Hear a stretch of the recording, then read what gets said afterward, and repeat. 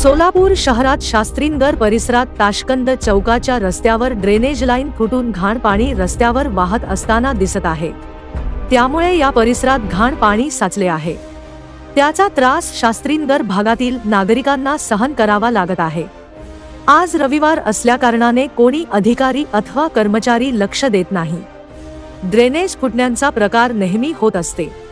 अधिक माहिती घेतली असताना या रस्त्यावरील ड्रेनेज लाईनमध्ये खूपच घाण जमा झालेल्या आहेत। महापालिकेतील कर्मचारी वेळेवर साफ करत नसल्याने अशी स्थिती नेहमी घडत आहे। या ड्रेनेजमुळे परिसरात दुर्गंधी पसरली असून नागरिकांचे आरोग्य धोक्यात आले आहे। रस्त्यावर सांडपाणी वाहत असल्याने जाणाऱ्या नागरिकांनाही त्रास सहन करावा लागत आहे। महापालिकाकडे अनेक वेळा विनंती करूनही त्याकडे ते लक्ष देत नाही। ब्युरो रिपोर्ट, जम न्यूज इंडिया।